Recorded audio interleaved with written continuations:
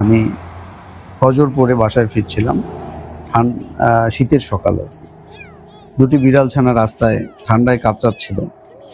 তাদের অবস্থা দেখে আমি দুটিকে কোলে করে বাসায় নিয়ে আসি। তারপর আমি ওই কোরআন তেলাওয়াত শুরু করি এবং এই ছানা দুটো আমার কোলে ঘুমিয়ে পড়ে।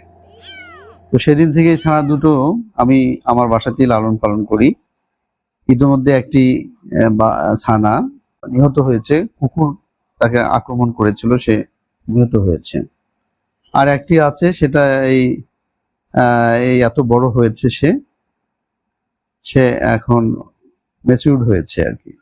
1.5 বছর হলো সে আমার বাসাতেই আছে। এখন সে আমার দিকে তাকাচ্ছে, মানে সে খাবার চাচ্ছে আর কি। তাকে খাবার দিতে হবে। খাবারের সময় হলেই সে সামনে এসে এভাবে বসে, মুখের দিকে তাকায়। তাকে খাবার দিলাম আমি। সে কিন্তু শুধু ভাত খেতে চায় না, তার জন্য আমি আলাদা করে মাছ কিনি। প্রত্যেক সপ্তাহে বিড়ালের জন্য আলাদা করে মাছ কিনি আমি। মাছ ছাড়া কিন্তু সে ভাত খায় না। মাংসও খায় এবং মুরগির হাড় খায়। খাওয়া শেষ করে আমার কোলে উঠেছে। আমি একটু আদর করে দিই। আদর না করলেও খুশি হয় না আর কি। খুব সে আদর প্রিয় আর কি। খাওয়া যেহেতু হয়েছে, এখন সে ঘুমাবে। সে ঘুমানোর ধান্দা করছে। এটা হলো তার একটা ঘুমানোর জায়গা।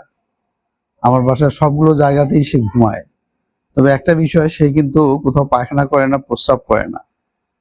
পায়খানা প্রস্রাবের সময় হলে সে বাথরুমে যায়। বাথরুমে গিয়ে কিন্তু সে পায়খানা এবং প্রস্রাব করে।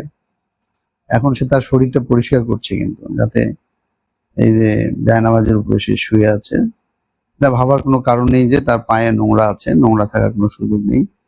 ও কদাচিৎ বাইরে যায়, বাইরে থেকে এসেই ওর পা শরীর পরিষ্কার করে ফেলে ওর জিহ্বা দিয়ে আর কি। এই যে তার ঘুমানোর ধান্দা দেখছে। আমার ছেলে ঘুমিয়েছে। সে আমার ছেলে হচ্ছে তার মনিব। তার সঙ্গে সে বেশি সময় কাটায়, খেলাধুলা করে এবং তার সঙ্গে সে ঘুমায়। কাছাকাছি সে ঘুমিয়ে পড়বে। আমার মনে হচ্ছে যে আমার ছেলের সঙ্গেই সে ঘুমিয়ে পড়বে। সে তাকে তার দৃষ্টি আকর্ষণ করার চেষ্টা করছে যে সেও ঘুমাবে। ছেলের সঙ্গে সে ঘুমিয়ে পড়েছে। সে কোনো ক্ষতি করে না। আজ পর্যন্ত কাউকে কোনো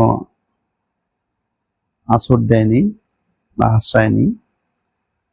কেউ তার দ্বারা কোনো ক্ষতিগ্রস্ত হয়নি। গভীর ঘুমে আচ্ছন্ন বিড়ালটি। তার শরীর পরিষ্কার করার একটা দৃশ্য এখানে আমরা দেখছি। সারাদিন সে আমার বাসাতেই ঘোরাফেরা করে।